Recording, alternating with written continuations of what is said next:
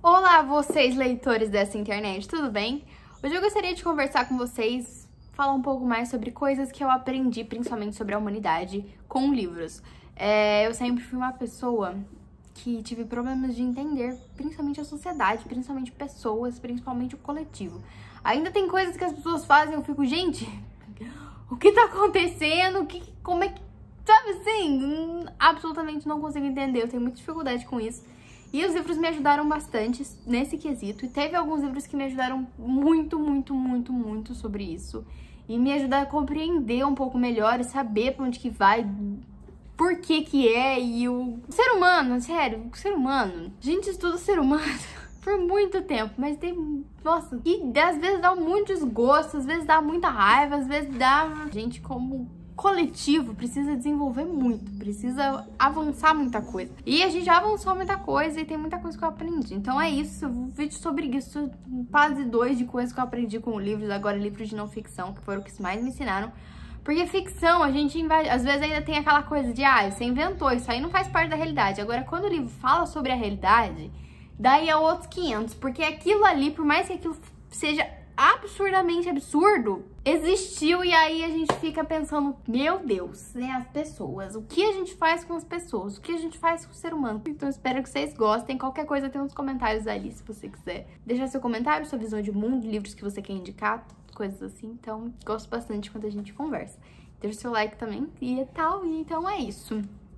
Vamos lá. Eu acho que o livro que mais me ensinou que o ser humano como coletivo é problemático e a gente tem uma tendência a histeria, ou uma tendência a... Quando a gente junta coletivamente e não tem estudo científico, quando não tem conhecimento, quando é uma sociedade que não preza pro conhecimento, não preza pro conhecimento principalmente científico, conhecimento científico, estudar o mundo, saber de onde que veio, pra onde que vai, o que significa tudo isso, como é que funcionam as coisas, foi As Bruxas. As Bruxas é um livro-reportagem da Stacey. A Stacey venceu o prêmio Pulitzer pelo livro Cleópatra. E aqui ela vai falar sobre as bruxas de Salem, sobre o que aconteceu naquela cidadezinha bem pequenininha, naquele vilarejo de Salem, onde as pessoas acharam que tinha muita bruxa ali. Começaram a enforcar a galera. Mesmo isso aconteceu nos Estados Unidos. Foi diferente de todo o Martelo das Bruxas, as coisas que aconteceram lá na Europa. Aquilo ainda não li, tem um livro ainda que eu vou ler disso, mas ainda não li, sobre a caça das bruxas, queima as bruxas, etc, isso eu ainda não li. Isso aqui é sobre Salem, lá eles enforcaram uma galera, e eles não... Aqui foi diferente porque aqui foram protestantes, foram a galera mais evangélica que fizeram isso. Então foi o cara da igreja, lá eles não teve nada a ver com a igreja católica. O Martelo das Bruxas foi, né, pautado também pela igreja católica e tal, não estudei mais sobre isso. Aqui foi a galera protestante que enforcou a galera, e aqui eles eram, gente, muitas coisas que eu vi quando eu li isso aqui, que eu entendi muito sobre a sociedade. Então aqui essa cidade foi como se fosse um vírus. Então quando uma pessoa começou a falar que tinha bruxa, lá eles não tinham estudo nenhum, lá a galera sabia ler, só que eles só liam a Bíblia, não liam mais nada. Então assim, até o cara da igreja não era formado em teologia pra estar ali. Então nem o cara estudado nas coisas religiosas era tão estudado assim. Então assim, a gente tinha aqui um déficit de conhecimento científico, um déficit de pensamento crítico muito grande. E aí, que quando a primeira pessoa começou a falar, começou a apontar, olha, tem bruxa, o negócio foi indo como se fosse um vírus. E chegou num momento, numa situação que todo mundo tava vendo bruxa. Todo mundo via coisa voando, todos os gatos eram bruxa, cachorro. Gente, até um cachorro foi enforcado porque ele era bruxa.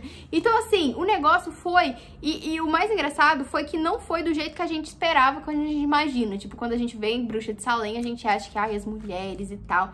Meu, não. Aqui o negócio foi que tinha a velha... Sabe aquela velhinha que senta na frente da igreja, que está lá, desde quando você se imagina por gente, tem aquela velhinha lá na igreja que vai todo domingo pra igreja? Então, teve também essa daí que foi enforcada. Então, assim, não era só as mulheres diferentes, era todo mundo ficou preso por bruxaria. Chegou um momento que metade da cidade estava preso por bruxaria. Chegou um momento que as prisões não aguentavam tanta gente que estava presa, começou a mandar gente pra fora, e gente que tava em outra cidade também começou a ser preso, gente rica, sabe?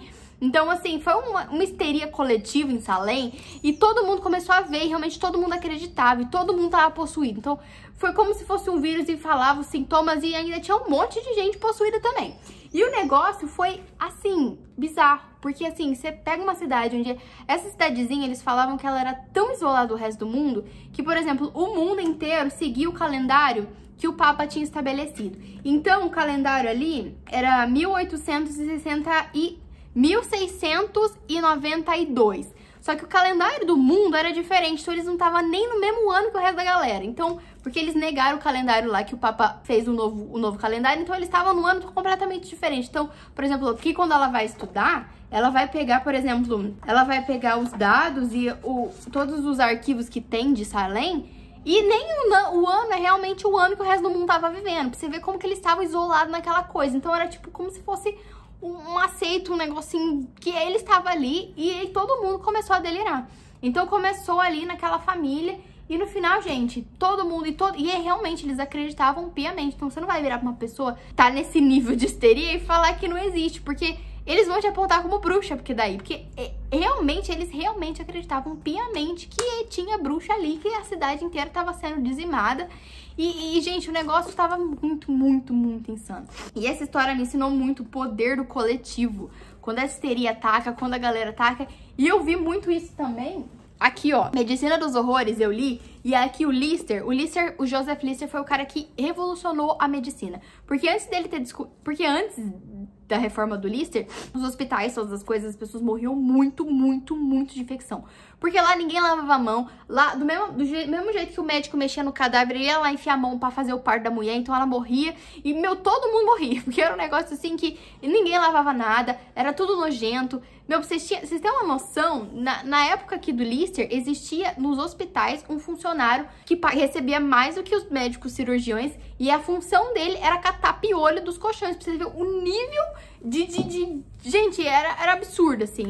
Era tudo muito sujo, tudo muito nojento. E quando esse cara descobriu que a infecção vinha das bactérias, vinha da sujeira, você acha que a galera aceitou? Não, porque a galera não via as bactérias, então não existia. Então tinha gente que piamente acreditava que ele tava louco. Então ele tava louco, era tudo muito loucura e esse cara tava insano. E onde já se viu? Principalmente porque os médicos não queriam aceitar que eles tinham causado a morte da galera, porque era a falta de higiene dos próprios médicos que matava a galera. Então era muito mais fácil você ser cuidado dentro da sua casa do que no hospital, porque no hospital era insano. A galera morria muito porque era infecção descontrolada. Então era muito engraçado porque aqui tinha uma galera que não queria lavar a mão. Gente, os médicos não queriam lavar a mão. E aí a gente vai vendo hoje em dia, às vezes a gente vê umas notícias, a gente vê algumas coisas que a gente fala, mano, como que é possível? É possível, assim. O ser humano, ele tem uma resistência muito grande. O ser humano, às vezes, quando ele vai acreditar em umas coisas... Aqui tem um livro que eu li, que é muito importante, que foi esse aqui do Carl Sagan, O Mundo Assombrado pelos Demônios. O Carl Sagan, ele foi o criador, ele foi um dos maiores disseminadores do pensamento científico. Então ele criou Cosmos, que ainda tem várias versões de Cosmos, eu quero ler ainda Cosmos. E aqui ele vai falar sobre a falta de conhecimento. Aqui ele vai falar principalmente sobre o demônio, aqui no caso, é a falta de conhecimento. Então a galera, principalmente aqui, que achava que tudo era bruxa, e aqui que a galera, com falta de conhecimento, que a galera não entendia que as bactérias que causavam a infecção, que matava a galera. Então aqui ele vai falar principalmente das lacunas que tem na vida e que a gente vai tapando com alguns conhecimentos meio que... Aqui ele vai falar principalmente disso e ele fala que o ser humano é muito curioso, o ser humano quer descobrir as coisas. Só que a curiosidade do ser humano não é necessariamente descobrir a verdade, descobrir o cerne da questão. Às vezes tem curiosidade de tipo, eu quero saber por que o céu é azul. E aí inventa uma determinada coisa, lê uma coisa que nem é tão aprofundada a explicação, só que já tá tudo bem, casa assim, então a gente não busca tanto assim descobrir o cerne da questão. Porque ele vai trazer várias coisas, principalmente tem uma coisa muito engraçada, que teve uma época que teve uma cidadezinha que eles estavam tava tendo uma rádio onde eles estavam brincando, então ele tava falando assim, como se o mundo tivesse sido invadido por extraterrestres, por alienígenas. Só que teve uma galera que entrou nessa rádio e não pegou o começo, e aí não percebeu que era uma brincadeira, que era uma ficção, e começou a realmente acreditar que o bagulho tava acontecendo, que tinha gente invadindo a Terra. E aí, mano, a galera surtou. E, gente, se você for descobrindo mais a história, você vai vendo que, o quanto o ser humano já teve a sociedade já teve, tipo, caso de histeria, caso de, assim, delírio coletivo, porque a galera realmente acreditava nos negócios que às vezes não fazia nem sentido. E aí, gente, cara, quando eu descobri isso, o mundo mudou. E esse livro aqui eu não li ele inteiro, eu li só o começo. E ele já foi extremamente esclarecedor pra mim, principalmente que ele vai falar também sobre aqueles objetos não identificados e aquelas coisas OVNIs. E OVNIs nada mais é do que a sigla para objetos não identificados. E aí, às vezes, você fala, nossa, eu vi um OVNI, daí a pessoa naturalmente associa com alienígena, como se todo mundo tivesse alienígena. Então, enfim, é um assunto muito profundo, não é uma coisa que eu quero abordar aqui. Tem uma série da Netflix que chama Assassino Confesso, que vai falar sobre um assassino que ele foi pego por causa de um determinado crime. E aí ele começou a confessar vários outros assassinatos. Chegou um momento que ele confessou mais de 300 assassinatos. Chegou um momento que ele confessou assassinato geral. E os policiais realmente, de cidade pequena, achavam que realmente pegou um serial killer e tal, e começou a arquivar os casos. Só que, quando você vai fazer um estudo mais aprofundado, quando você vai fazer uma investigação mais aprofundada dos crimes que ele confessou, você vai ver que era humanamente impossível ele estar em 2 lugares ao mesmo tempo. Porque não batia o ponto do trabalho dele, ou, por exemplo, uma consulta médica que ele teve, e uma outra pessoa que ele confessou o assassinato, mas que tinha sido do outro lado do país. Só que esses policiais acreditavam piamente, porque eles acreditavam piamente na carga policial, porque nos Estados Unidos a galera tem esse negócio bem de nacionalismo e tal. Em alguns condados, algumas cidadezinhas, a visão dos policiais realmente é como se eles fossem a verdade mesmo, como se eles fossem a lei e tal. E, meu, o negócio virou uma bola de neve enorme, enorme, porque se tornou briga de estado, briga de governador, e o negócio, assim, virou um balaio de gato enorme, porque realmente esse cara começou a confessar isso e ele viu que ele tava ganhando muita atenção com isso. Só que os policiais, a galera, não percebeu isso e realmente achou que eles estavam certos, que no egocentrismo deles, que realmente eles tinham pegado um grande serial killer que matou um monte de gente. Porque realmente quando você ia investigar mesmo, você via que aquilo ali parecia muito furado. Tipo, muitos casos, muitos assassinos estavam às soltas, porque os casos estavam sendo arquivados porque uma pessoa que queria atenção disse que foi ele que matou. Gente, isso aí, minha cabeça, quando eu assisti aquela série, minha cabeça meio que explodiu. Eu falei, gente, como que é possível? E isso saiu nos jornais, foi uma coisa que comoveu os Estados Unidos inteiro. E o cara, meu, ele viajou pra todos os cantos dos Estados Unidos pra realmente ele assinava as coisas e os policiais realmente não tinham noção de que eles estavam dando pistas do cara. Então o cara falava e dava detalhes internos da investigação, só que na verdade eram os próprios policiais que passavam pra ele e tal. Gente, o negócio foi enorme. E aí depois, pra desmascarar isso e toda a investigação desse cara pra desmascarar todos os assassinos que ele não confessou, que ele confessou, só que ele não cumpriu. E meu, isso aí foi enorme, foi uma coisa gigantesca nos Estados Unidos. E realmente parece brincadeira, parece ficção. Como que um cara realmente confessa 300 assassinatos, a polícia acredita, e a polícia... Meu, e todo mundo acredita. E o negócio foi, gente... vai se repetindo em grandes e pequenas proporções em vários lugares, e no final a gente vai falar, meu, por que a galera tem tanto medo do conhecimento? Por que a galera tem tanto medo de investigar a fundo e descobrir realmente a verdade das coisas? E o que tem por trás? Por que a gente é tão... Algumas vezes a gente é tão relutante em acreditar em alguma coisa ou de realmente ver a realidade como ela é. E isso me chocou muito, isso me choca bastante. Eu não gosto de falar mais sobre esse livro aqui, porque eu já acho que virou meme já. Mas assim, Voz de Chernobyl, todo mundo já acha que virou meme. Eu aprendi tanto com esse livro foi um dos que mais me ensinou. Eu tô tentando não falar dele, porque eu só falo dele, eu só indico ele. Mas o ponto principal que eu gostaria de ressaltar nesse vídeo é que quando aconteceu o desastre de Chernobyl, principalmente o desastre de Chernobyl aconteceu porque o ser humano da União Soviética ali, eles acharam que eles eram melhores do que eles realmente eram, e eles não prestaram tanta atenção assim no conhecimento científico para construir a usina nuclear. Então eles construíram a usina nuclear muito rápido. Então foi um negócio muito rápido porque a União Soviética precisava ser grande. Quando eles construíram aquilo muito rápido, eles colocaram funcionários ali que não sabiam direito como tratar. Então, quando começou a explodir, quando começou o pré-explosão ali do negócio, a gente vê que os funcionários mesmo não sabiam o que fazer. Então, aquele funcionário que trabalhava naquela usina nuclear era um agricultor, era uma pessoa que não tinha noção nenhuma do que era um átomo, do que eram aquelas coisas que eles estavam trabalhando e como aquilo podia ser tão perigoso.